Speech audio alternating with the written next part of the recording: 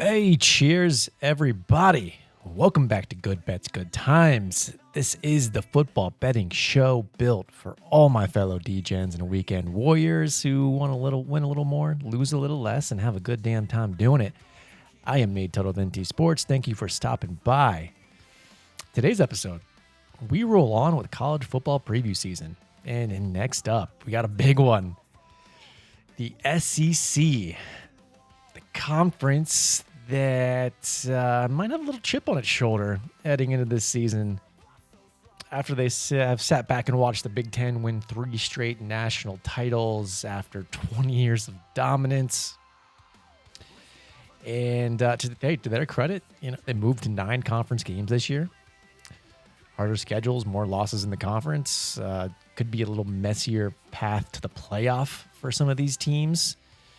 Could we see a 9-3 team finally squeak into the playoff? Probably going to happen.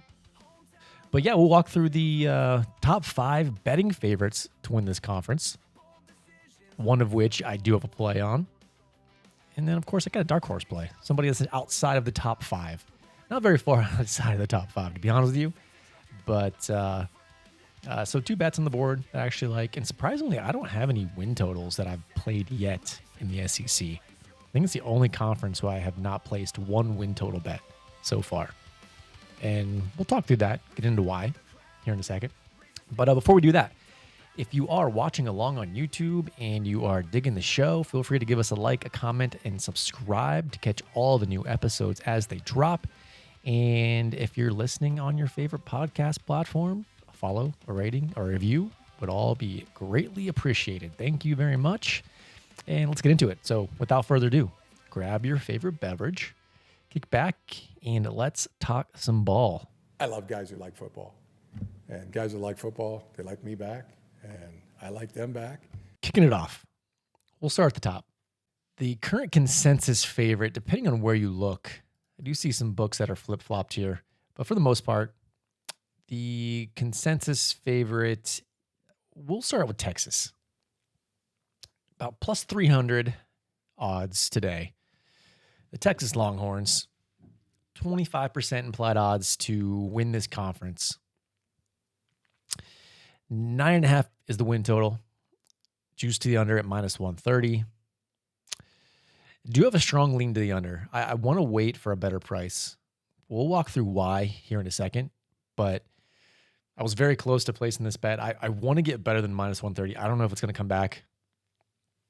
But I see Texas as a 9-win team this year. We project 9.2. So not, as I mentioned, not a minus 130, not really much of an edge there. So want to try to get a better price. I don't know if we'll get it. And we're also passing the Longhorns to win this conference. Similar to what I said last year, still don't fully trust Steve Sarkisian and all the hype around Arch Manning. So he had a great end of the season last year. From November on, had the highest QBR in the nation. Played very well down the stretch, improved throughout the season. Give him the credit. That's outstanding. But this year, let's look at the schedule. Start off the season, Texas State. Then they get Ohio State at home. Can Arch Manning, they are at home, but can Arch Manning figure out this Matt Patricia defense that he struggled with a lot last year in that first game? We'll see. UTSA, cool. And they got to go to Tennessee. That's Tennessee's 4th game of the year. So I know they're trying to work out their QB situation there. Probably a 7-8 win team next year, but hey, going to Neyland Stadium, going to Knoxville, it's a big ask. Arch struggled on the road last year. All 3 of their losses came on the road during the regular season. And they had a couple very close calls. So all 5 road games, they either lost or just barely squeaked by. So they go to Tennessee, get the bye week. Oklahoma, which we'll talk about here in a second as well. It's at the Cotton Bowl. Come back home to play Florida, which up-and-coming team. Lost to him last year. Can John Summerall and the Gators come into Austin and steal one there? Ole Miss at home the next week, so that Florida game might be a look-ahead spot to the big Ole Miss game right after that. Trinidad Chambliss and company coming into town. And then Mississippi State. So we got 3 straight road games, or 3 straight home games following Oklahoma. Then they finish up 3 out of the last 4 games of the season are on the road. So that's at Mizzou, at LSU, back home. They'll probably beat the shit out of Arkansas. And then 6 days later, they go to Texas A&M. So to me, I see 3 losses on this schedule. Maybe they figure out a way to beat Ohio State at home. But going to Death Valley mid-November against LSU, a totally rebuilt LSU team under Lane Kiffin, that could be a tricky spot. A&M, last game of the season on a short week. 27, that's a Friday night game. Well, Friday game. I don't know what time, but Friday game. And Oklahoma. There's at least 5 very losable games on this schedule. Ole Miss is going to have a much better defense. Can he outduel Trinidad Chambliss, even though it isn't home? I don't think it's happening. Last year, my thoughts were this. They played Ohio State week 1. They went into the season, number 1 team in the country. Ohio State's coming off a national championship. And I said, hey, Texas, if you want that number 1 spot, you need to come into Columbus and you need to take it. They did not. Proceeded to go 9-3. Did get a nice win over Michigan in the Citrus Bowl. Kudos. Appreciate that. But same story this year. I like Arch. It's nothing against him. It's the fact that he is maybe a little overhyped. He's a really good quarterback. But this is the SEC. This might be, depending on where you look, this might be the most difficult schedule in the country this year. And that stretch at the end of the season, there's 3 out of 4 on the road. At Missouri is not a gimme. And definitely not LSU and Texas A&M. So, hey, I think 9 wins is the most likely scenario. Now, depending on those losses, can 9 wins get them into the playoff? I think this year it could. With that schedule, let's say they lose to Oklahoma State, or no, they lose to Ohio State, Oklahoma in the rivalry game, and then they trip up into the year, LSU or Texas A&M. Hey, they'll still have some quality wins over Ole Miss. They can go on the road and beat Tennessee and LSU. Hey, probably going to give them the benefit of the doubt. They do play the nine conference games this year. Strategy by the SEC to beef up the conference schedules and have a stronger case for a 9-win team getting in the playoff. But this team hit the portal hard. That's the number 3 transfer class in the entire nation. Top 5 in recruiting average, number 4 in projected NFL draft picks. They brought in Raleek Brown, Hollywood Smothers to play running back. Cam Coleman, we know. Arguably the number 1 receiving core in the entire country, up there with Ohio State and Miami. A top 10 defense last year. They bring in Wilt Muschamp to coordinate this defense. Brought in Rasheed Biles from Pitt to play linebacker. D-line's going to be excellent. So this is a good team. I'm going to give them that. It's just with the schedule, with Arch still needing to prove that even though he played well down the stretch, can he win these big games this year against some very highly ranked teams that he's going to be playing? We'll see. I lean under 9.5. Pass on the conference championship game at the number. Don't think plus 300 is very good odds for this team. So that's a pass on Texas. Moving on, Georgia Bulldogs. Back-to-back SEC championships here. They're currently plus 310 to win this conference. That's 24.39% implied odds. Basically a 1 in 4 chance to win this conference. That's a plus 310. So we're looking at the odds board now. Best line and where I just bet this is plus 320, which is still hanging around out there. There's one book that I'm seeing that has a plus 320. I bet that. I bet a full unit on the plus 320. And I'll talk through the reason why. Also, just win total quickly, 9.5. Heavily juiced to the over, around minus 175. Definitely would be an overplay. I'm not paying that price, though. Project 9.8. So would need a little bit cheaper than 9.5 to make that a bet. But this team, man, you got Kirby Smart coming back for his 10th season. This is a record 117-21 in 10 seasons at Georgia. Insane. Multiple national championships. Bring Mike Bobo back, offensive coordinator. Bring back their defense coordinator. Just continuity all across the board. Bring back 14 starters, 8 on defense. Plus, they brought in an experienced transfer, Gunnar Stockton, second full year at the quarterback position. Leading running back or leading rusher from last year, Nate Frazier, back as well. They did lose a lot in the receiving core. Zachariah Branch, Colby Young, Oscar Delp, tight end, all gone to the NFL. Bring back senior tight end Lawson Lucky, Georgia Tech wide receiver transfer, high upside player in Isaiah Canyon. And they have young talent. They have a lot of young, up-and-coming, high potential wide receivers in their program. And these guys are going to have to step up this year and make an impact. The one thing the offense lacked last year is a very efficient offense. Ball control, don't make mistakes, run the football, short, quick throws. Super, super efficient, but they lacked explosiveness, which probably fine getting them through an SEC season, so I'm not worried about that.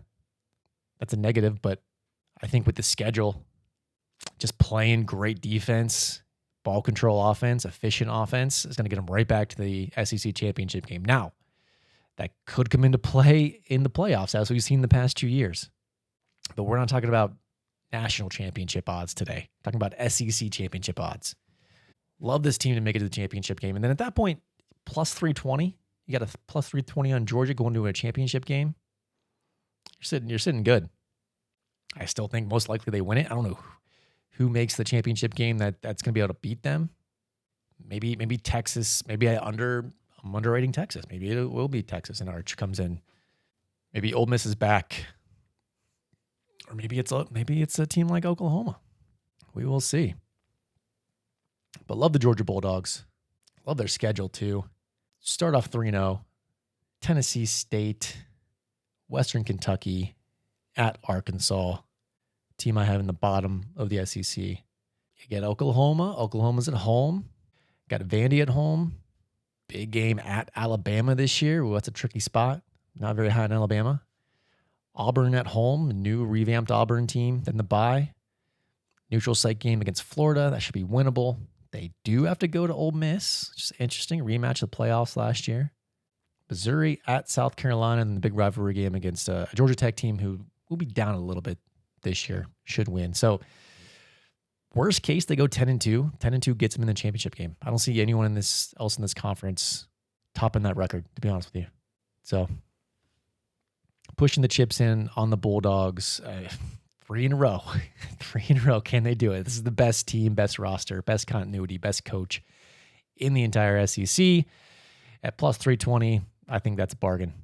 Next up, this is where it gets a little tricky. We got, depending on where you're looking, I have Alabama at number 3 here.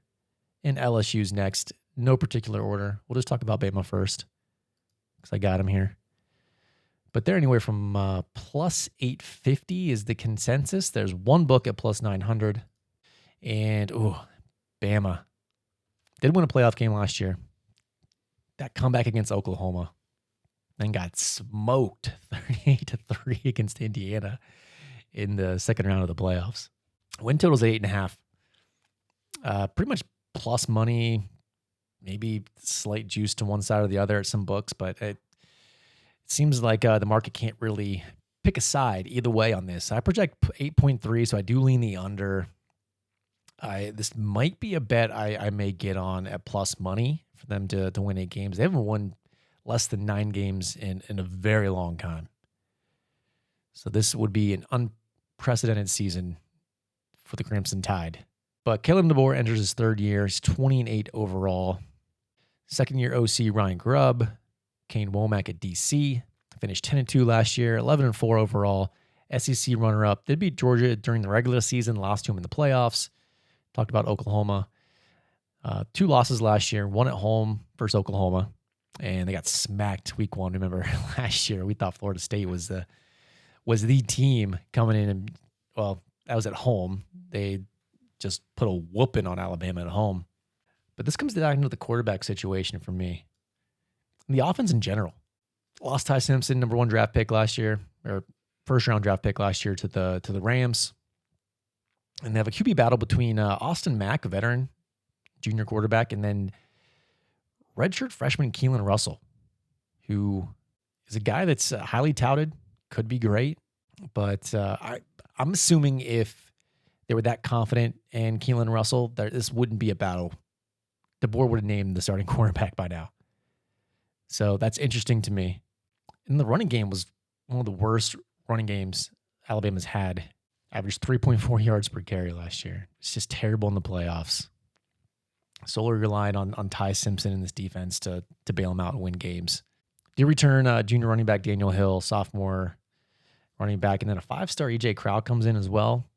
Maybe he can give him some juice. Receiving cores solid. Junior Ryan Williams had a down year last year. A couple sophomore wide receivers. Did lose Jeremy Bernard, and Isaiah Horton transferred out. And the O-line too. Lost 6 O-linemen. 2 starters, including Caden Proctor to the NFL. And all 5 new starters. Multiple transfers on this offensive line. So they got to get better in the trenches. D-line brings in 3 new transfers. They're trying to get bigger, more physical on the D-line. And outside of the secondary, which is full of NFL talent, All-Americans, it's going to come down to Alabama, 1, having consistency at quarterback, and then being able to run the football. Defense is going to be good, really good. But can they run the ball? And can they survive this SEC schedule that's put in front of them here? Which isn't terrible by any means. So East Carolina, go into Kentucky. Kentucky team in transition. Could be tricky. We'll see. Kentucky investing some money into that roster. Rematch against Florida State at home. Should be a win. South Carolina at home. See what South Carolina is this year. At Mississippi State. So most likely starting out 5-0, bringing Georgia coming into town. Even at home, I really don't see them beating the Bulldogs. And they have to go at Tennessee the week later. Another potential loss. A&M at home. Bye week. Then they go to Death Valley, play LSU. At Vandy.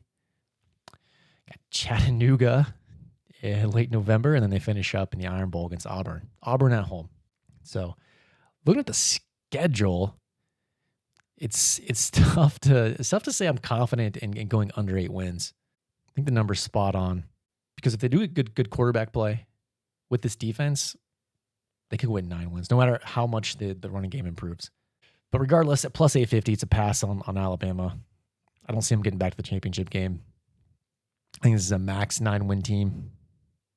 Most likely scenario, 9-win team. They'll win all their out-of-conference games, probably drop 2 or 3 SEC games this year. So, we're out on the Crimson Tide. Next up, LSU. Now, this is a very, very interesting team. We know the drama from last year. Lane Kiffin taking the job, leaving Ole Miss right as they're about to start a playoff run. And, folks, one of the most talked about, probably one of the biggest games of the entire college football season, September 19th, Lane Kiffin returns to Ole Miss. That's must-see TV. 100%. And I don't think he wins that game. I don't think this LSU team in their third game, if that game was later in the season, this team had more time to gel and come together, and all these transfers, this whole new rebuilt roster. Because they start the season against Clemson. Clemson at home. I think Clemson's going to be better this year. I think they're getting a little bit overlooked. La Tech, and then Ole Miss. And then Texas A&M the following week. Back at home. So for a team that is completely rebuilt, new coach, new quarterback, pretty much new roster, full of transfers. To have three of your toughest games of the season right off the bat, that's not easy. Prefer a little easier front stretch coming out of the gate there, but that's not the case. Then they get McNeese at Kentucky, Mississippi State. Got to go to Auburn, bye week. Bama and Texas at home back-to-back, and then go to Tennessee. So LSU's plus 850 to win this conference. Over-under is sitting at 8.5, minus 110 both ways. So I mean, we project them right at 8.5 too. Maybe a little bit of value if you get plus money on the under, but it's not a bet I would make. Once again, probably a 9-win team, maybe 10 wins if they overachieve. But Lane Kiffin comes in, number 1 transfer portal class. Blake Baker's back coordinating this defense, highest paid college football assistant, and deservedly so. We know they brought in Sam Levitt coming off foot surgery last November, so that could be tricky, assuming he's going to be fully healthy. But, does go from playing at Arizona State to the Big 12, coming over to the SEC in this gauntlet of a schedule. As far as the units go, I mean, running back, rated around 5th, 6th in the conference. Receiving core, about 5th, 6th in the conference. O-line, 6th, 7th in the conference. So, there's some talent there. Brought in left tackle Jordan Seaton from Colorado. Big get in the portal. Defense, though, huge get from Ole Miss. Edge rusher, Prince Will Uman-Malin. Got weeks back. Brought another linebacker from Ole Miss. Decent secondary. I think linebacker will be the unit that excels in this defense. So, good team. I think they're slightly overvalued at this point, given the schedule, this whole new roster that's coming in here. So, also, we are out on the LSU Tigers. Next up, the Texas A&M Aggies, sitting at plus 850 also, depending on where you look around. There's a plus 1,000 sitting out there as well. That's the best available. Consensus is mostly plus 850. Goes all the way down to plus 800. So also same tier, sitting in this Alabama LSU tier. I think A&M's the best of the three, to be honest with you. So when I put together this prep, they were at 850. I just now seeing this plus 1,000 out there, which is not too bad. Not too bad. Same thing at the win total, sitting at 8.5. I have them right about 8.5. So pretty much even money both ways as well. So another team where the market can't decide really where it wants to go. 8 wins, 9 wins. It's an 11-win team from last year. Mike Elko enters his 3rd year. He's 19-7 so far at Texas A&M. They did have to replace both coordinators. OC Colin Klein went out to Kansas State, lost to DC as well. And only lost last year, last game of the season. Had to go to Texas. And, 4-1 in one-score games last year. Got Marcel Reed coming back to play quarterback. Junior quarterback. This will be his 2nd full year as a starter for this team. Very talented guy. Dynamic. Very inconsistent and turnover prone. Running back room, pretty mediocre. Returned Ruben Owens and Jamarian Morrow. Wide receiving core, they lost Casey Concepcion, but returned Mario Craver. Brought in Isaiah Horton from Alabama. And so very good 2nd, 3rd receiving core in the entire conference. That's going to help Marcel Reed. O-line, top 5 O-line in the conference. Lost 4 starters, but they returned their senior center, and they brought in 4 transfer starters from other SEC programs. So pretty significant. Defense under Elko is always going to be solid. Lost 3D linemen to the NFL. Linebacking core, probably the weakness of this defense, though they bring in all AAC transfer Ray Coney from Tulsa to play linebacker. Return a senior starter, and then secondary, top 5 in the league. Return both starting safeties. Upgraded a kicker as well. And let's not forget about special teams. Definitely needed to improve a kicker. But overall, it's plus 1,000. A&M's a team I got to be out on. They basically had to rebuild their entire offensive line, the majority of their defensive line. It's hard to trust Marcel Reed in big games. Maybe he improves. Maybe he takes the next step. Maybe he decreases the amount of mistakes and turnover. I will see. But they also lost both coordinators too, so it could be significant. Like Mike Elko, like him a lot. Love this A&M team, but got to pass in this number here. Schedule's not great. Missouri State got Arizona State coming to town, Kentucky at home. So first 3 games at home, all 3 winnable. Then they got to go to LSU, as we talked about. Could they catch LSU early? Still kind of putting things together down there. Arkansas at home, another winnable game. Should go on the road. Should beat Missouri. Citadel, FCS sprinkled in there. Got to go to Bama, bye at South Carolina. Tennessee at home. This last stretch here, Tennessee at home, and then they got to go to Oklahoma, and they finish up at Texas in the rivalry game. So not a terrible schedule. Still, just one of those teams where we're talking about conference odds. The team got to pass on it at the 850 up to the plus 1,000. Value's just not there with A&M. Now, one more team left to discuss here, and that is the Oklahoma Sooners. My dark horse team to win the SEC this year. And to be honest, I'm surprised. It seems like the market's down in Oklahoma after the season they had last year. Yes, they did blow that playoff game against Alabama. No excuses for that. But T was banged up most of the season. He should be back and healthy. You got to think this offense is going to get better, right? Brett Venables is entering his 5th year. He's 32-20 overall. Got Ben Arbuckle, the OC, in year 2. Pair him up with John Mateer, healthy John Mateer, improving this offense. Running game has to improve.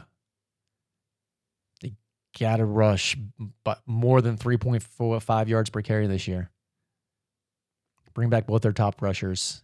Sophomore Torrey Blaylock, junior Xavier Robinson. Receiving core is going to be solid. They did lose 2 or 3 of their top 4 receivers, but that overall that they improved. They have a top 5 receiving core here. They returned their leading receiver, Isaiah Satania. Brought in a Texas transfer, Parker Livingston, and then guy from Virginia, all ACC, number 1 receiver from Virginia, Trail Harris. Got a couple really solid tight end transfers. Hayden Hansen, senior from Florida, and then Rocky Beers from Colorado State, one of my favorite names this year in college football. O-line's going to be solid. They lost 3 starters, but return 5 guys, including two starters from last year, bringing in a couple of veteran starters from Arkansas and Western Kentucky to fill the gaps there. Top 5 O-line in the SEC. Defense is going to be back. They're going to be nasty once again this year. D-line just has more dudes. Top D-line in the conference. Linebacking core will be back. Secondary, return both starting corners. Starting safety. Top 3 secondary. Special teams, return All-American kicker Tate Sandell, which would be huge. And I bet this, plus 1,300. Small bet. Sprinkle a quarter unit, half unit on plus 1,300 for this team to make a run. Because I think the market's down on Oklahoma. They have the defense. Offense wasn't great, but you give John Mateer another year in the SEC, if he can stay healthy, I think 1,300 is a pretty fair price overall. Win total is 7.5. That's I do lean over. Just going to depend on the price there. Minus 110, pretty fair juice. But to me, I could be dead wrong, and that's why I would much rather throw out the flyer in the plus 1,300. I don't see any value on the win total, just at the number. And the schedule's tough. Schedule's tough too. This is not easy by any means. Start off at UTEP, cool, W. Got the rematch. Got to go to Michigan this year.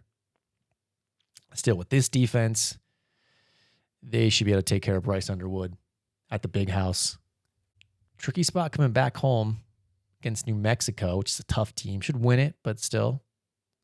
Jason X crew comes to town off the Michigan game, sandwiched between Michigan and Georgia because they got to go to Georgia next.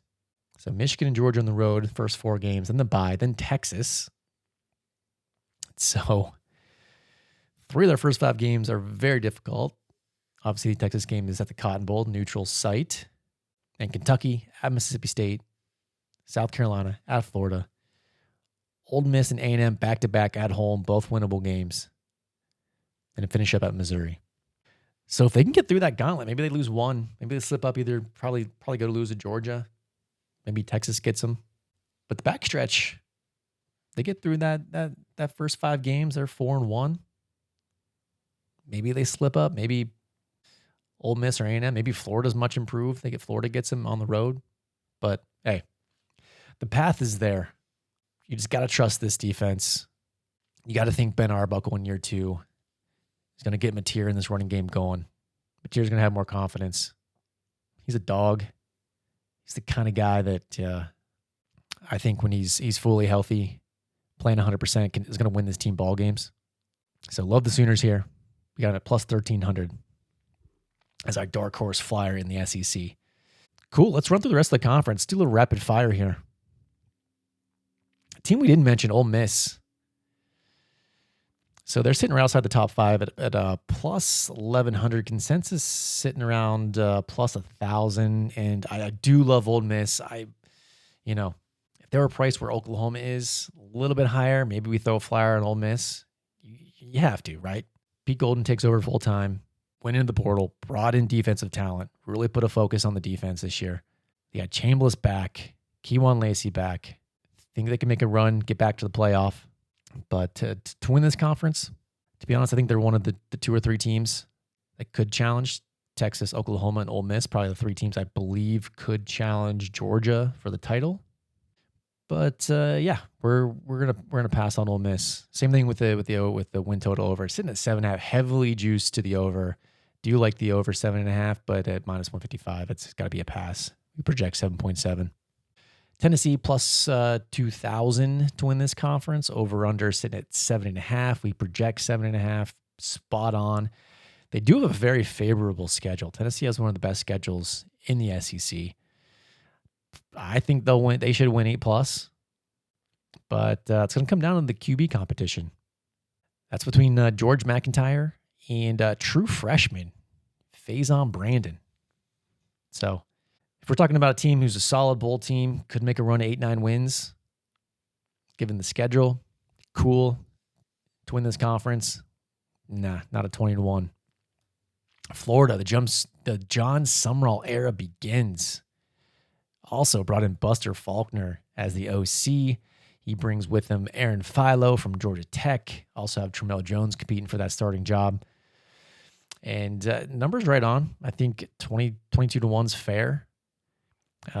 This team, the win total sitting at 7.5, minus 130 to the under. I project 7.3. So that number's spot on. No value there. I think they can win 7-8 games. I think Summerall's going to bring this Florida Gators team back. This is going to be a transition year, but hey, Florida should be bowling. It's going to be exciting to see over the next few years what Summerall can do down there. Missouri 35-1, win total sitting at 6.5, minus 110 to the over. We project 6.6, slight value to the over, but also not any value on Missouri, which seems to be the case across the board. I mentioned at the beginning of the podcast that I don't have any win totals in the SEC, which is interesting. Just going to wait. Got 36 days before the season kicks off, and then maybe some in-season totals. But as of right now, there's nothing, no value that's popping out at me at any of these win totals. Missouri's the same way.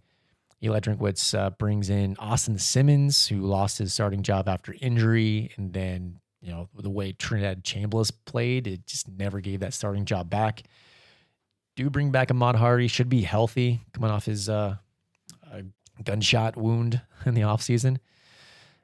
Should be back ready to go. And lost 11 starters on defense. That's never ideal. But Mizzou, solid team. Drinkwitz running a solid program here. 6-7 wins. but 35 to 1 to win the conference. No, thank you. Auburn, interesting team. This is one where I went back and forth. Maybe 40 to 1. Maybe we throw a flyer on Auburn. Win total spot on 6.5, juice to the over at minus 115. We project 6.7. Slight minute value on the over there. Alex Galesh era brings Byron Brown along with him from USF. Plus a ton of transfers, both sides of the ball, offense and defense. Very intriguing team. I like Galesh. I like what he can do at Auburn. Could be a team that surprises. Byron Brown's dynamic. This is a team that lost a ton of games by one score last year. Poised for improvement. So 41, could be a team you throw a flyer on if you want a true dark horse. I know I went pretty conservative at plus 1,300, not my typical dark horse, not the 30 to 1 on TCU we have or the 28 to 1 on Virginia Tech, but 41, that's right in the ballpark. Maybe we need to sprinkle a little bit on, see if Auburn can make a run.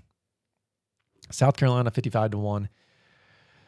Win total 6.5, minus 137 to the under. We project 6.8. Slight value on the over, if you can get it. I think there's some plus money out there to this over. Plus 115, yeah. Could this team win 7 games? Very likely. I think at plus money of the over, this is the best value that I do have on a team here. But still a lot of questions. Lenora Sellers is back. New OC, Kendall Briles. O-line just awful. Sellers is running for his life. He does have weapons. And the question is, can Kendall Briles come in and with his offense kind of scheme up some things to allow Sellers to be more dynamic, run a little bit more, quick throws, keep him from getting killed behind this O-line?